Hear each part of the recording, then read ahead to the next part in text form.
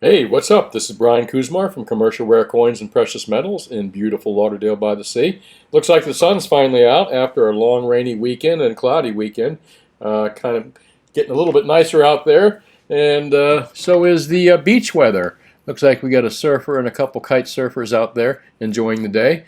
Anyway, let's take a look and see what's happening this week. And rather than go right to the precious metals report, I am going to go to a Peter Schiff article I saw earlier in Zero Hedge, and I sure like to read these in different places.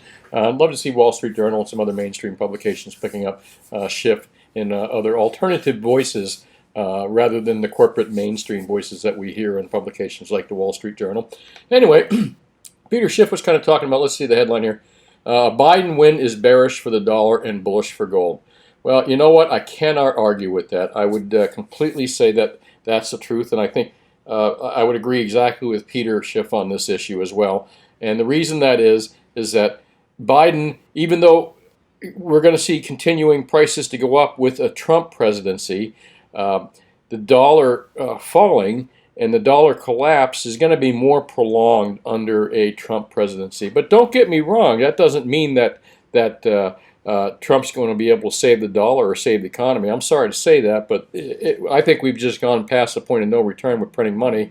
And before even Trump's presidency, I think we got past that point of no return and just build up huge deficits. We've a never-ending money printing machine that we've got rolling all the time.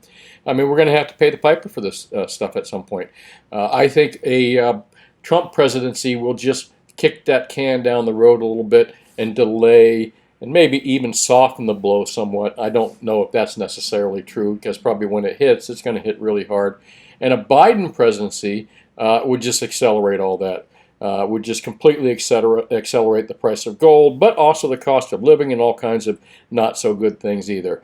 And I'm not saying a Biden presidency would create that. I don't think Peter Schiff says that here either. We're just saying that it would accelerate that. And I think you know exactly what I'm talking about. Let's take a look what Peter said here. I'm going to go down here. Here's something I disagree with Peter Schiff. I like Peter Schiff too. He's a great man, very smart, intelligent guy, in my opinion.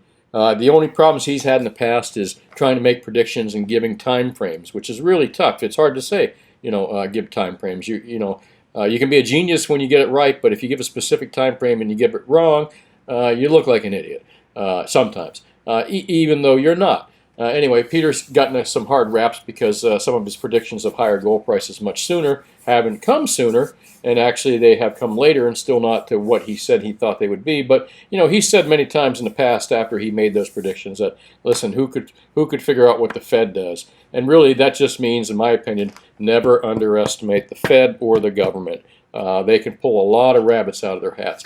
Anyway, Pete said this, and I kind of disagree with him. He said it's hard to know what to make of Trump's positive COVID test. He thinks it's a slight negative for his re-election chances, assuming he recovers with no problems. Well, I don't think it's going to be a negative. In fact, I think Trump's going to come out and say he had the biggest, most hugest COVID virus of anybody, and he beat it, and he came through it, and he thinks he wants to open up the economy because of it. I think that's a positive, and Peter kind of looks at it a little bit different, and he says it right here. The reason this might be negative for President, if he's got it, it puts the focus on the election. It puts the focus of the election, with just over 30 days, back on COVID. Well, I don't think we've ever left COVID, so this is where I would kind of disagree with Peter, that I don't think we've ever left COVID, and I think it's an issue that the president probably should address, what these mask mandates and business closures have done to the country, despite the fact that they've just been printing currency.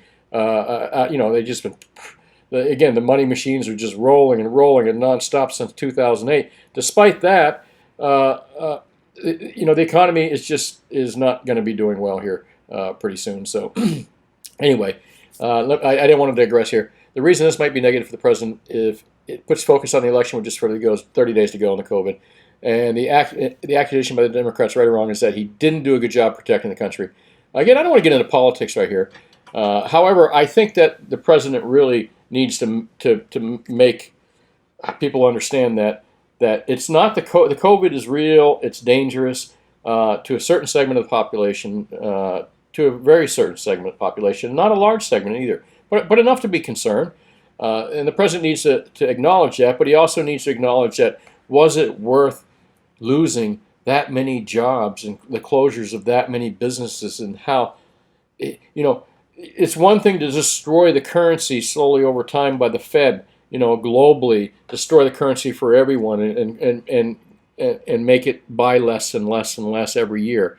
But it's a whole different thing when you start shutting down local economies. I mean, that hits the pockets of everyone the hardest. So the biggest freaking mistake I think anyone was closing down the businesses, the knee-jerk reaction, and especially given in retrospect how few lives have been lost. But again, this is just my opinion. And again, I don't want to go much too far on that, and I don't want to get into politics here. However, Trump does need to come out when he beats this thing, and we're presuming he's going to beat it, and come out and say, listen, it's a serious virus for a certain segment of the population, but as I said, it did not warrant the closures and the killing of millions of jobs and the killing of millions of businesses. And I think he should stay on track with that, because he would be correct for that. Anyways, I'm going to move along to the next thing here I want to talk about. Very interesting articles here I looked at, because I wanted to bring up a point that we haven't talked about in a while, is how much silver and gold is actually used in electronics. Silver solder, which basically there is no lead solder, and I can't remember when they went from lead solder to silver solder, but the world kind of doesn't use lead solder anymore. We haven't used lead solder for 20 years or more, I think. I'd have to do a Google check on that to look at that, but at least 20 years, and we've been using nothing but silver and solder. And silver, and I'm going to read a little bit of this. Silver is found in virtually every electronic device. It has an on-off button. It's like that silver is inside. Electronics and electrical demand, the largest component of industrial demand, consumed 297.6 million ounces last year. 297 million ounces, folks, in electronic devices, buttons, printed circuit boards, you name it. Silver is used because it's great conductivity and it doesn't corrode easy. Silver membrane switches it's used in. What else here? Let's take a look at printed circuit boards, consumer items from mobile phones to computers, silver-based inks and films. Many CDs and DVDs and plasma display panels are also fabricated using silver. Now, you're going to ask why I bring this up. And here, let me scoot over to this one right here. I'm going to tell you why I'm bringing all this up. Look at the industrial demand for silver versus the jewelry demand and the physical investment demand in bars, which is almost on par there. Silverware, I'm surprised. That surprises me right there at all. That silverware figure right there, and this surprises me. I don't know where those numbers come from, but I'm amazed that they use that silverware is still 54.3 million ounces, and the industrial photo. Well, I can get that. Photography, there we go. That's what I didn't understand. 33 million in photography still? Sounds a little high to me, but given that this is true, and it seems to be, industrial demand just like outpaces all of them. It's like double physical investment in coins and bars. Look at that industrial demand right there. It's double pretty easily, all of that and more.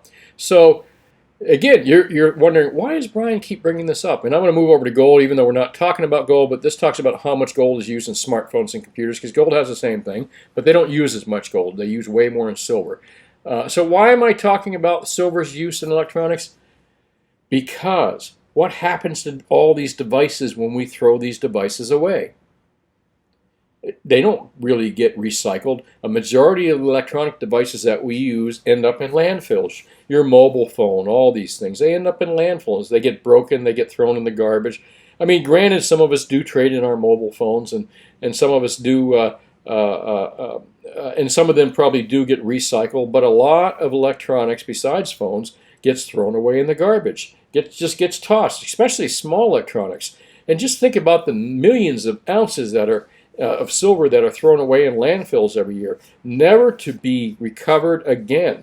And there's only a finite amount of silver on Earth. So my point is just that the recovery process of silver is nowhere near like gold. Almost all gold is usually recycled, except in electronic devices. And again, a lot of gold is in landfills as well because of this, but not near as much as silver, because there's so much more silver used in electronics. So just think about the amount of silver just thrown away every year. And we'll take a look at that number again. Industrial, 510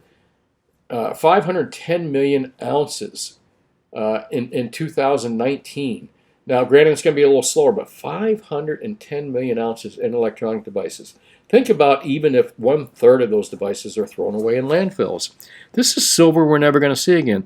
I think silver is a much rare item, or much rare above ground, or will be at some point, than gold is. Not the fact that it's on Earth, because the silver is still on Earth, but it's in landfills. But recoverable and on-hand silver, I think there's at some point there's going to be more gold than there is silver on hand. But maybe I'm stretching it a bit there. But you get my point, how much of this stuff is thrown away. And I think it's much rarer than we think it is, because a lot of it's in landfills now. Let's move along to the Wall Street Journal here and see what's happening.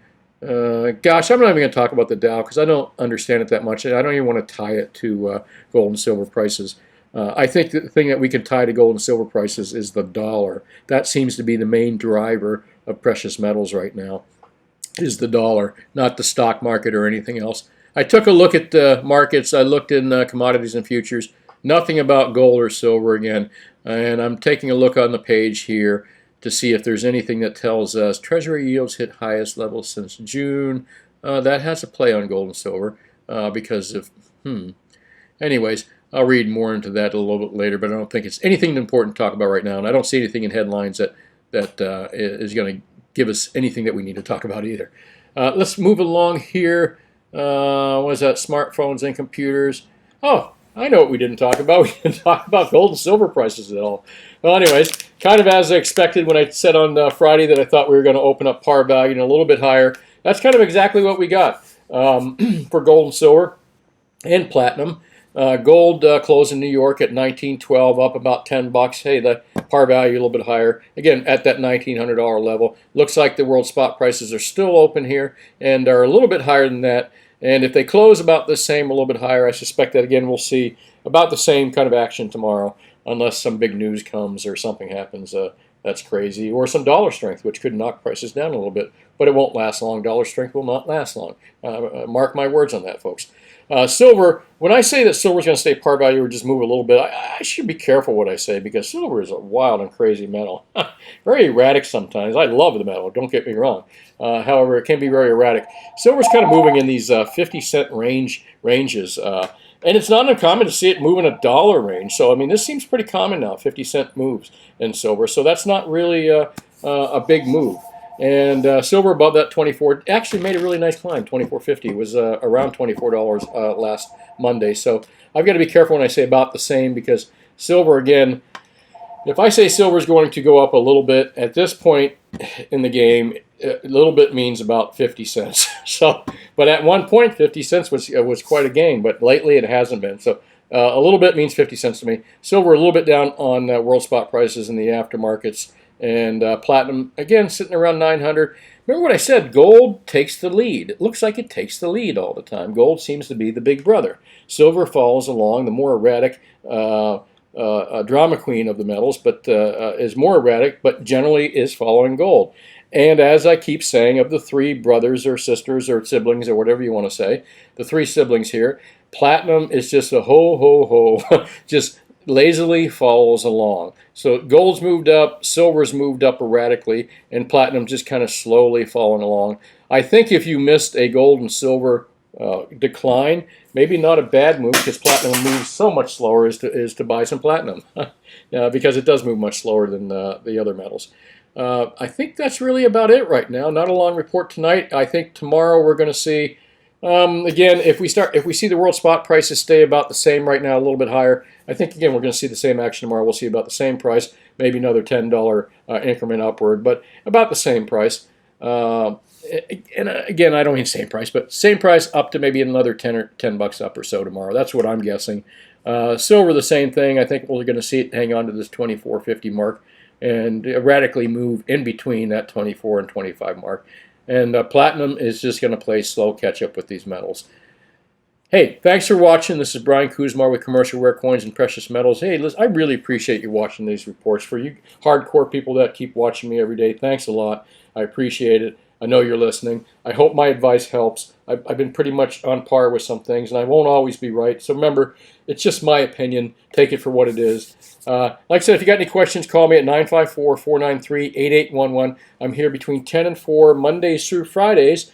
Happy to help you out with any questions that you may have, tell you what the best products to buy are, and give you live spot prices. Hey, have yourself a wonderful evening, and let's see what happens tomorrow. See you then. Good night.